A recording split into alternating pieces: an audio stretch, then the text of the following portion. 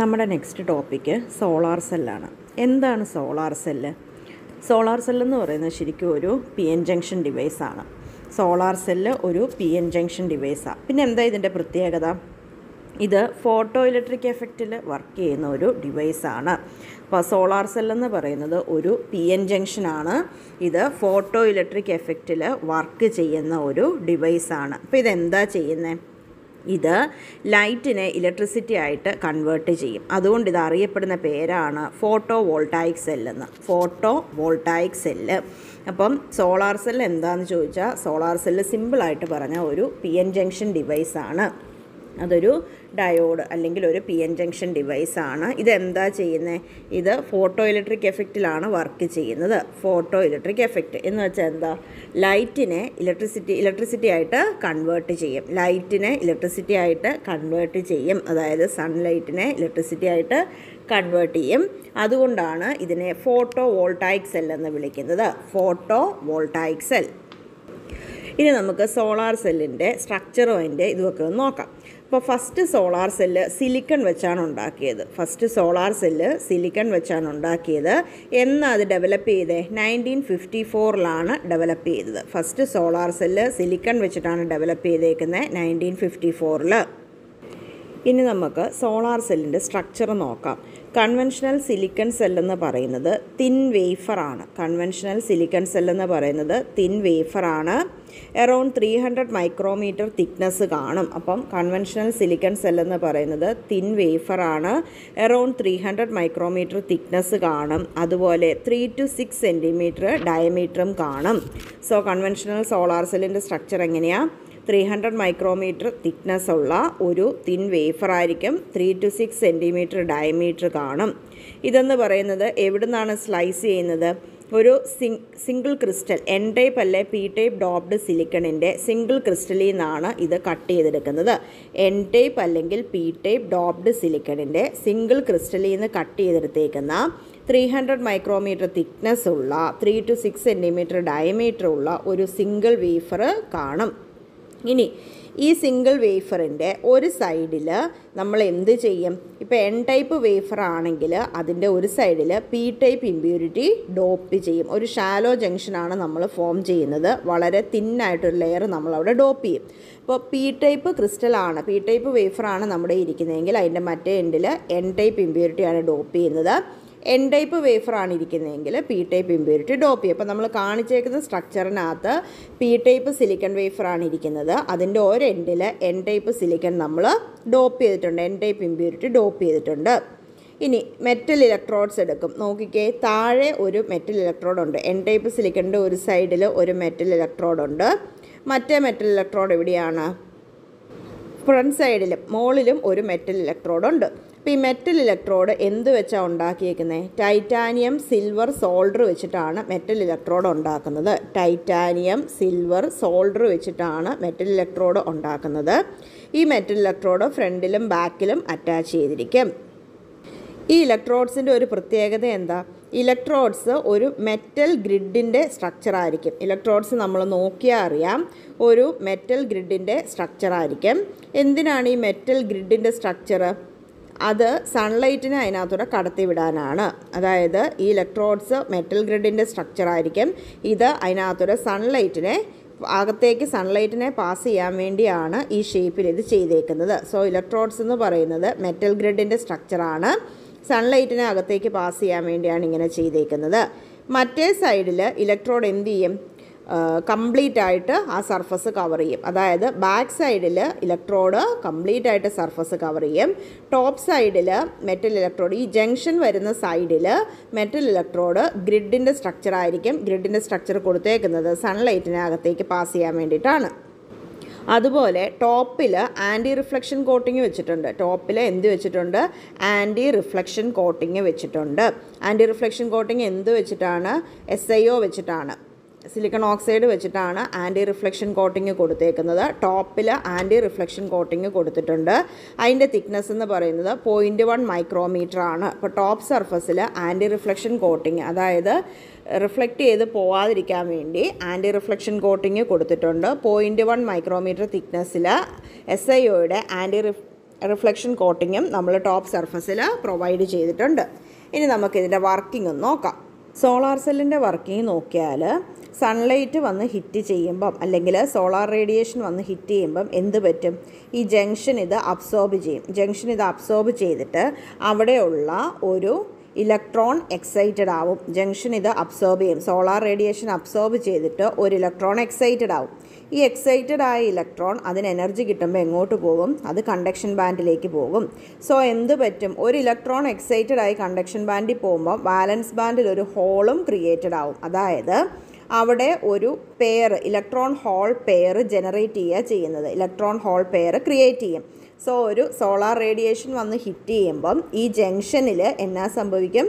ഒരു electron excited ആവും. ഈ എക്സൈറ്റഡ് ആവുന്ന ഇലക്ട്രോൺ കണ്ടക്ഷൻ ബാൻഡിലും പോകും. ഒരു ഹോള് എവിടെ ഉണ്ടാവും? വാലൻസ് ബാൻഡിലും ഉണ്ടാവും. അതായത് ഇലക്ട്രോൺ ഹോൾ പെയറാണ് ഉണ്ടാവുന്നത്. ഇത് ജംഗ്ഷനിലായതുകൊണ്ട് എന്നാ സംഭവിക്കും? ഇവർ രണ്ടുപേരും രണ്ട് വശത്തേക്ക് മൂവ് ചെയ്യും. പോസിറ്റീവും നെഗറ്റീവും ചാർജ് പി എൻ ജംഗ്ഷൻ കാരണം സെപ്പറേറ്റഡ് ആവും. എന്നിട്ട് ഇവർ രണ്ട് വശത്തേക്കാണ് മൂവ് ചെയ്യുന്നത്. അപ്പോൾ എന്നാ പറ്റും? ഇത് ഈ മൂവ് ചെയ്യുന്ന കാരിയേഴ്സ് മെറ്റൽ ഇലക്ട്രോഡ്സിലൂടെ പോയിട്ട് അവിടെ ഒരു ഡയറക്റ്റ് കറണ്ട് ഫ്ലോ ചെയ്യാൻ തുടങ്ങും. സോ ഒരു ഡയറക്റ്റ് കറണ്ട് ഉണ്ടായിട്ട് അത് മെറ്റൽ ഇലക്ട്രോഡിൽ കൂടെ ഫ്ലോ ചെയ്യും. അതായത് എക്സ്റ്റേണൽ ലോഡിൽ കൂടെ ഒരു കറണ്ട് ഫ്ലോ ചെയ്യും. ഇനി നമുക്ക് സോളാർ സെല്ലിൻ്റെ VI ക്യാരക്ടറിസ്റ്റിക്സ് ഒന്ന് നോക്കാം. നമ്മൾ ഈ കാണിച്ചേക്കുന്ന സർക്യൂട്ട് ഡയഗ്രത്തിലെ സർക്യൂട്ട് വെച്ചിട്ടാണ് നമ്മൾ VI ക്യാരക്ടറിസ്റ്റിക്സ് പ്ലോട്ട് ചെയ്യുന്നത്. നമ്മളൊരു സോളാർ സെല്ല് വെച്ചിട്ടുണ്ട്. സോളാർ സെല്ലിന് അക്രോസ് ഒരു റിയോസ്റ്റാറ്റ് വെച്ചിട്ടുണ്ട്, അല്ലെങ്കിൽ വേരിയബിൾ റെസിസ്റ്റൻസ് വെച്ചിട്ടുണ്ട്, പിന്നെ ഒരു വോൾട്ട്മീറ്ററും വെച്ചിട്ടുണ്ട്. ഇനി നമ്മൾ എന്ത് ചെയ്യും? നമുക്കറിയാം നോൺ ഇൻറ്റൻസിറ്റി ഉള്ള, അതായത് ലൈറ്റ് ഇൻറ്റൻസിറ്റി നോൺ ആയിട്ടുള്ള ഒരു ഹാലജൻ ലാമ്പ് വെച്ചിട്ട് ലൈറ്റ് സോളാർ സെല്ലിൻ്റെ മുകളിലേക്ക് വീഴിക്കുകയാണ് ചെയ്യുന്നത്.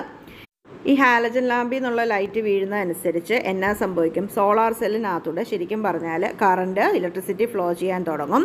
അപ്പോൾ നമ്മൾ ഈ റെസിസ്റ്റൻസ് വാല്യൂസ് വേരി ചെയ്തിട്ട് വോൾട്ടേജ് വാല്യൂസ് നമ്മുടെ വോൾട്ട് മീറ്ററിൽ നിന്ന് മെഷർ ചെയ്യും. സോ നമുക്ക് വിയുടെയും ആറിൻ്റെയും വാല്യൂ അറിയാം. റെസിസ്റ്റൻസ് വാല്യൂ നമ്മൾ വേരി ചെയ്യുന്നുണ്ട്, അതും അറിയാം. വോൾട്ട് മീറ്റർ റീഡിങ്ങും അറിയാം. ഇതിൽ നമുക്ക് കറണ്ടിൻ്റെ വാല്യൂ കാൽക്കുലേറ്റ് ചെയ്യാം. I = V/R എന്ന് പറയുന്ന ഇക്വേഷൻ വെച്ച് നമുക്ക് കറണ്ടിൻ്റെ വാല്യൂ കാൽക്കുലേറ്റ് ചെയ്യാം. അത് വെച്ചിട്ട് നമ്മൾ VI ക്യാര വരയ്ക്കും. നമ്മുടെ VI ക്യാരയാണ് ഈ കാണിച്ചേക്കുന്നത്. അപ്പം PSC ഇടയ്ക്ക് ചോദിക്കുന്നൊരു ക്വസ്റ്റ്യനാണ്, ഈ VI ക്യാര ഏത് ക്വാഡ്രൻ്റാണ് വരുന്നതെന്ന്. സോളാർ സെല്ലിൻ്റെ VI ക്യാര ഏത് ക്വാഡ്രൻ്റാണ് വരുന്നതെന്ന്. അപ്പം ഇവിടെ സോളാർ സെല്ലിൻ്റെ VI ക്യാര ഏത് ക്വാഡ്രൻ്റാന്ന് നോക്കി. ഇത് ശരിക്കും പറഞ്ഞാൽ 4th ക്വാഡ്രൻ്റാണ് വരുന്നത്. അത് ഓർത്ത് വെക്കേണ്ട ഒരു കാര്യമാണ്. സോളാർ സെല്ലിൻ്റെ VI ക്യാര ഏത് ക്വാഡ്രൻ്റാണ്? 4th ക്വാഡ്രൻ്റാണ്. ഇവിടെ കറണ്ട് ISCയെ വിളിക്കുന്ന പേരാണ് ഷോർട്ട് സർക്യൂട്ട് കറണ്ട്. കാരണം ഇത് സോളാർ സെല്ലിൻ്റെ രണ്ട് എൻഡ് ഷോർട്ട് സർക്യൂട്ട് ചെയ്യുമ്പോൾ അതിനിടയിൽ കൂടെ ഫ്ലോ ചെയ്യുന്ന കറണ്ടാണ്. സോ നമ്മളതിനെ വിളിക്കുന്ന പേരാണ് ഷോർട്ട് സർക്യൂട്ട് കറണ്ട് എന്ന്. അതുപോലെ VOCയെ വിളിക്കുന്ന പേരാണ് open circuit voltage. So VOC open circuit വോൾട്ടേജും ISC ഷോർട്ട് സർക്യൂട്ട് കറണ്ടുമാണ്. ഇതിൻ്റെ രണ്ടിൻ്റെയും പ്രോഡക്റ്റ് ആണ് നമുക്ക് ഐഡിയൽ പവർ, സെല്ലിൻ്റെ ഐഡിയൽ പവർ എന്ന് പറയുന്നത്. ഇനി മാക്സിമം യൂസ്ഫുൾ പവർ നോക്കിക്കഴിഞ്ഞാൽ എത്രയാണ്? മാക്സിമം യൂസ്ഫുൾ പവർ എന്ന് പറയുന്നത് IM × VM ആണ്. VI കർവിനകത്ത് മാക്സിമം വാല്യൂ വെച്ചിട്ടാണ് നമ്മളത് പറയുന്നത്. അത് IM × VM ആണ് മാക്സിമം യൂസ്ഫുൾ പവർ എന്ന് പറയുന്നത്. അപ്പോൾ നമുക്കിവിടെ ഒരു ടേം പഠിക്കാനുണ്ട്, അതാണ് ഫിൽ ഫാക്ടർ. എന്താ ഈ ഫിൽ ഫാക്ടർ? ഫിൽ ഫാക്ടർ എന്ന് പറഞ്ഞാൽ ratio of maximum useful power to the ideal power. Maximum useful power to ideal power ആണ് ഫിൽ ഫാക്ടർ എന്ന് പറയുന്നത്. So maximum output power divided by VOC × ISC ആണ് ഫിൽ ഫാക്ടർ എന്ന് പറയുന്നത്. അപ്പം ടിപ്പിക്കൽ വാല്യൂ എത്ര വരും? ടിപ്പിക്കൽ വാല്യൂ എന്ന് പറയുന്നത് 0.65 to 0.8 ആണ്. 0.65 to 0.8 ആണ് ഫിൽ ഫാക്ടറിൻ്റെ ടിപ്പിക്കൽ വാല്യൂ. ഫിൽ ഫാക്ടർ എന്താണെന്ന് പഠിച്ചു വയ്ക്കുക. Maximum output power divided by എന്താണ്? VOC × ISC ആണ് ഫിൽ ഫാക്ടർ എന്ന് പറയുന്നത്. Ratio of maximum useful power to ideal power, അതാണ് ഫിൽ ഫാക്ടർ എന്ന് പറയുന്നത്. ഇനി നമുക്ക് സോളാർ സെല്ലിൻ്റെ എഫിഷ്യൻസി നോക്കാം. സോളാർ സെല്ലിൻ്റെ എഫിഷ്യൻസി എന്താണ്? സോളാർ സെല്ലിൻ്റെ എഫിഷ്യൻസി എന്ന് പറയുന്നത് maximum output electrical power by input optical power ആണ്. ഓർത്തിരിക്കുക, മാക്സിമം ഔട്ട്പുട്ട് ഇലക്ട്രിക്കൽ പവർ ആണ്. നമുക്ക് ഔട്ട്പുട്ടിൽ കിട്ടുന്ന ഇലക്ട്രിക്കൽ പവറാണ്. Maximum output electrical power divided by input optical power ആണ് സോളാർ സെല്ലിൻ്റെ എഫിഷ്യൻസി എന്ന് പറയുന്നത്. ഇനി അതെന്ന് പറയുന്നത് മാക്സിമം ഔട്ട്പുട്ട് ഇലക്ട്രിക്കൽ പവർ എന്താണ്? പി മാക്സ് ആണ്. P max divided by light intensity into area of the solar സെല്ലാണ്. So P max divided by light intensity into area of solar സെല്ലാണ് എഫിഷ്യൻസി എന്ന് പറയുന്നത്. സോ എഫിഷ്യൻസി എന്ന് പറയുന്നത് 10 to 15% ആയിരിക്കും. 10 to 15% ആയിരിക്കും. ഇപ്പോൾ efficiency maximum output electrical power divided by input optical power ആണ്. P max divided by light intensity into area of the solar സെല്ലാണ്. ഫിൽ ഫാക്ടർ എന്തായിരുന്നു? Maximum output power divided by ideal പവറാണ് fill factor എന്ന് പറയുന്നത്. ഇനി solar സെല്ലിൻ്റെ materials ഏതൊക്കെയാണെന്ന് നോക്കാം. സോളാർ സെല്ലിന് യൂസ് ചെയ്യുന്ന മെറ്റീരിയലിൻ്റെ പ്രത്യേകത എന്തായിരിക്കണം? അതായത് ഫോട്ടോ വോൾട്ടായിക് ആപ്ലിക്കേഷന് പറ്റുന്ന ബാൻഡ് ഗ്യാപ്പ് ഉള്ള മെറ്റീരിയൽ വേണം യൂസ് ചെയ്യാനായിട്ട്. നമ്മളിപ്പോൾ സോളാർ സെല്ലിനകത്ത് റേഡിയേഷൻ വന്ന് ഹിറ്റ് ചെയ്യുമ്പം ഇലക്ട്രോൺ എക്സൈറ്റഡ് ആയി കണ്ടക്ഷൻ ബാൻഡിലേക്ക് പോകണം എന്നുണ്ടെങ്കിൽ ആ ഇലക്ട്രോണിന് കിട്ടുന്ന എനർജി, ഈ റേഡിയേഷനകത്തുനിന്ന് അതിന് കിട്ടുന്ന എനർജി എന്തിന് പറ്റുന്നതായിരിക്കണം? ഇതിനെ എക്സൈറ്റ് ചെയ്ത് കണ്ടക്ഷൻ ബാൻഡിലേക്ക് കൊണ്ടുപോകാൻ പറ്റുന്ന അത്രയും എനർജി വേണം. അതായത് വാലൻസ് ബാൻഡിനെയും കണ്ടക്ഷൻ ബാൻഡിനും ഇടയ്ക്കുള്ള എനർജി ഗ്യാപ്പ്, ബാൻഡ് എനർജി എന്ന് പറയുന്നത് നമ്മുടെ ഫോട്ടോ വോൾട്ടായിക് ആപ്ലിക്കേഷന് സ്യൂട്ടബിൾ ആയിരിക്കണം. വാലൻസ് ബാൻഡിനും കണ്ടക്ഷൻ ബാൻഡിനും ഇടയ്ക്കുള്ള ബാൻഡ് എനർജി ഫോട്ടോ വോൾട്ടായിക് ആപ്ലിക്കേഷന് സ്യൂട്ടബിൾ ആയിരിക്കണം. സോ ഈ ബാൻഡ് ഗ്യാപ്പ് എനർജി എന്ന് പറയുന്നത്, വാലൻസ് ബാൻഡിനും കണ്ടക്ഷൻ ബാൻഡിനും ഇടയ്ക്കുള്ള ബാൻഡ് ഗ്യാപ്പ് എനർജി എന്ന് പറയുന്നത് ഫോട്ടോണിൻ്റെ എനർജിക്ക് കമ്പയറബിൾ ആയിരിക്കണം. സോളാർ സ്പെക്ട്രത്തിലെ ഫോട്ടോണിൻ്റെ എനർജിക്ക് കമ്പയറബിൾ ആയിരിക്കണം. എന്നാലേ ഉള്ളൂ ഫോട്ടോണിനെ അബ്സോർബ് ചെയ്തിട്ട് ഇലക്ട്രോണിന് എക്സൈറ്റഡ് ആയി കണ്ടക്ഷൻ ബാൻഡിലേക്ക് പോകാൻ സാധിക്കത്തുള്ളൂ. സോ സോളാർ സെല്ലിൻ്റെ മെറ്റീരിയൽ ചൂസ് ചെയ്യുമ്പോൾ ഉള്ള കണ്ടീഷൻ എന്ന് പറഞ്ഞാൽ വന്ന് ഹിറ്റ് ചെയ്യുന്ന ഫോട്ടോണിൻ്റെ എനർജിയും അതുപോലെ വാലൻസ് ബാൻഡിനും കണ്ടക്ഷൻ ബാൻഡിനും ഇടയ്ക്കുള്ള എനർജി ബാൻഡ് ഗ്യാപ്പും എന്തായിരിക്കണം? കമ്പയറബിൾ ആയിരിക്കണം. അങ്ങനെയുള്ള മെറ്റീരിയൽസേ നമുക്ക് യൂസ് ചെയ്യാൻ പറ്റത്തുള്ളൂ. അപ്പോൾ അതിന് പറ്റുന്ന മെറ്റീരിയൽസ് ഏതൊക്കെയാണ്? ഒന്ന് സിലിക്കണാണ്. സിലിക്കണിൻ്റെ ബാൻഡ് എനർജി ഗ്യാപ്പ് 1.11 ആണ്. സിലിക്കണിൻ്റെ എനർജി ഗ്യാപ്പ് ഓർത്തിരിക്കുക 1.11 ആണ്. കാഡ്മിയം സൾഫൈഡിൻ്റെ എനർജി ഗ്യാപ്പ് 2.42 ഇലക്ട്രോൺ വോൾട്ട് ആണ്. അപ്പം silicon 1.11 electron volt, cadmium sulphide 2.42 electron volt, gallium arsenide, silicon, cadmium sulphide, gallium arsenide 1.40 electron volt ആണ്. അപ്പം സിലിക്കൺ ഉണ്ട്, കാഡ്മിയം സൾഫൈഡ് ഉണ്ട്, ഗാലിയം ആർസനൈഡ് ഉണ്ട്, അതുപോലെ സിങ്ക് സെലീനിയം ഉണ്ട്, സിങ്ക് ടെലൂറിയം ഉണ്ട്. അപ്പം മെയിനായിട്ടും ഉള്ള materials silicon, cadmium sulphide, gallium arsenide, ഇതൊക്കെ ഓർത്തിരിക്കുക. ഇനി നമുക്ക് സോളാർ സെല്ലിൻ്റെ ആപ്ലിക്കേഷൻസ് ആണുള്ളത്. ആപ്ലിക്കേഷൻസിനെ 3 കാറ്റഗറി ആയിട്ട് ഡിവൈഡ് ചെയ്തിട്ടുണ്ട്. അതായത് industrial, social and consumer application. Industrial applications നമുക്ക് നോക്കാം. ഇൻഡസ്ട്രിയൽ ആപ്ലിക്കേഷൻസ് നോക്കിക്കഴിഞ്ഞാൽ ഒരാപ്ലിക്കേഷനാണ് കാഥോഡിക് പ്രൊട്ടക്ഷൻ. എന്താ ഈ കാഥോഡിക് പ്രൊട്ടക്ഷൻ? നമുക്കറിയാം ഈ ബ്രിഡ്ജ് അതുപോലെ പൈപ്പ് ലൈൻ ഇവിടെയൊക്കെ കൊറോഷൻ പ്രിവെൻറ്റ് ചെയ്യാൻ വേണ്ടി ഇടയ്ക്കിടയ്ക്ക് ചെറിയ ഡയറക്റ്റ് കറൻറ്റ് നമ്മൾ പാസ് ചെയ്യും. റെഗുലർ ഇൻ്റർവെല്ലിൽ ഡയറക്റ്റ് കറൻറ്റ് പാസ് ചെയ്യും. അതിനെയാണ് കാഥോഡിക് പ്രൊട്ടക്ഷൻ എന്ന് പറയുന്നത്. അപ്പം പൈപ്പ് ലൈൻസ്, ബ്രിഡ്ജസ് അവിടെയൊക്കെ കൊറോഷൻ പ്രിവെൻറ്റ് ചെയ്യാൻ വേണ്ടി ഒരു ചെറിയ ഡയറക്റ്റ് കറൻറ്റ് നമ്മൾ ഈ സ്ട്രക്ചറിലൂടെ പാസ് ചെയ്യും. ഇതാണ് കാഥോഡിക് പ്രൊട്ടക്ഷൻ. അപ്പോൾ ഇതിന് വേണ്ടിയിട്ട് നമ്മൾ ഈ ഫോട്ടോ വോൾട്ടായിക് പാനലാണ് യൂസ് ചെയ്യുന്നത്. ഫോട്ടോ വോൾട്ടായിക് പാനലാണ് നമ്മൾ ഈ ചെറിയ ഡയറക്റ്റ് കറൻറ്റ് പ്രൊവൈഡ് ചെയ്യാൻ വേണ്ടി യൂസ് ചെയ്യുന്നത്.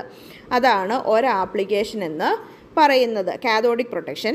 രണ്ടാമത്തെ ഒരെണ്ണമാണ് alarm system. Photovoltaic systems നമ്മൾ അലാം സിസ്റ്റത്തിന് യൂസ് ചെയ്യും. അതായത് ഈ റെയിൽവേ സിഗ്നൽ, പിന്നെ fog alarm, fire alarm, flood hazard warning, traffic light, highway telephone, ഇതിലെല്ലാം നമ്മൾ അലാം സിസ്റ്റത്തിലൊക്കെ യൂസ് ചെയ്യും. എന്ത്? ഫോട്ടോ വോൾട്ടായിക്സിൽ. Defence equipment like mobile phone, remote instrumentation, remote radar, water purifier, ഇതെല്ലാം ഫോട്ടോ വോൾട്ടായിക് സിസ്റ്റം വെച്ചാണ് പവർ ചെയ്യുന്നത്. ഡിഫൻസ് എക്യുപ്മെൻറ്റ് അതായത് mobile phone, remote instrumentation, remote radar, water purifier, ഇതൊക്കെ ഫോട്ടോ വോൾട്ടായിക് സിസ്റ്റം വെച്ചിട്ട് വർക്ക് ചെയ്യുന്നുണ്ട്. റിമോട്ട് എയർക്രാഫ്റ്റ് ബീക്കൺ, അപ്പം remote ആയിട്ടുള്ള radio and light beacons, അത് ഫോട്ടോ വോൾട്ടായിക് സിസ്റ്റം വെച്ചിട്ടാണ് വർക്ക് ചെയ്യുന്നത്. ഓട്ടോമാറ്റിക് മെറ്റീരിയോളജിക്കൽ സ്റ്റേഷനുണ്ട്. അപ്പം നമ്മളൊരു ഫ്രീക്വൻറ്റ് ഇൻ്റർവൽ ഓഫ് ടൈമിൽ വെതർ റിപ്പോർട്ട് ചെയ്തുകൊണ്ടിരിക്കുന്ന മെറ്റീരിയോളജിക്കൽ സ്റ്റേഷനുണ്ട്. അത് ഫോട്ടോവോൾട്ടായിക് സിസ്റ്റം വെച്ചിട്ടാണ് വർക്ക് ചെയ്യുന്നത്. ഇനി സോഷ്യൽ ആപ്ലിക്കേഷൻസ് നോക്കിക്കഴിഞ്ഞാൽ റിമോട്ട് വില്ലേജസിലേക്ക് ഇലക്ട്രിക് പവർ ജനറേറ്റ് ചെയ്യാൻ ഫോട്ടോവോൾട്ടായിക് സിസ്റ്റം യൂസ് ചെയ്യുന്നുണ്ട്. ഫോട്ടോവോൾട്ടായിക് സിസ്റ്റം വെച്ച് പമ്പ് ചെയ്യുന്ന വാട്ടർ പമ്പുണ്ട്. അതുപോലെ കമ്മ്യൂണിറ്റി ഹെൽത്ത് സെൻറ്റേഴ്സിൽ ഈ വാക്സിൻസ് ഒക്കെ ലോ ടെമ്പറേച്ചറിൽ കീപ്പ് ചെയ്യാൻ യൂസ് ചെയ്യുന്ന റെഫ്രിജറേറ്റേഴ്സ് ഫോട്ടോവോൾട്ടായിക് സിസ്റ്റത്തിൽ പവർ ചെയ്തിട്ട് വർക്ക് ചെയ്യുന്നുണ്ട്. ഇനി കൺസ്യൂമർ ആപ്ലിക്കേഷൻസ് നോക്കിക്കഴിഞ്ഞാൽ നമ്മുടെ pocket calculator, watch, torch, garden light, അതുപോലെ സ്ട്രീറ്റ് ലൈറ്റ് ഇപ്പോൾ ഉണ്ട്. സ്ട്രീറ്റ് ലൈറ്റ് നമുക്ക് കാണാം, ഫോട്ടോവോൾട്ടായിക് ഇതിൽ സോളാർ സെല്ലിൽ വർക്ക് ചെയ്യുന്നുണ്ട്. പോർട്ടബിൾ ഫാനുണ്ട്. ഇങ്ങനെയുള്ള ഒരുപാട് സാധനങ്ങൾ സോളാർ സെല്ലിൽ വർക്ക് ചെയ്യുന്നു. നമ്മുടെ കയ്യിരിക്കുന്ന കാൽക്കുലേറ്റർ തന്നെ നോക്കിയാൽ അറിയാം, കാൽക്കുലേറ്ററിൽ ഒരു പാനലുണ്ട്, സോളാർ സെല്ല് വെച്ച് വർക്ക് ചെയ്യുന്നുണ്ട്, സോളാർ എനർജി വെച്ച് വർക്ക് ചെയ്യുന്നുണ്ട്. സോ കൺസ്യൂമർ ആപ്ലിക്കേഷൻസും ഒരുപാടുണ്ട്. ഇത്രയുമാണ് നമുക്ക് സോളാർ സെല്ല് നോക്കാനുള്ളത്. താങ്ക്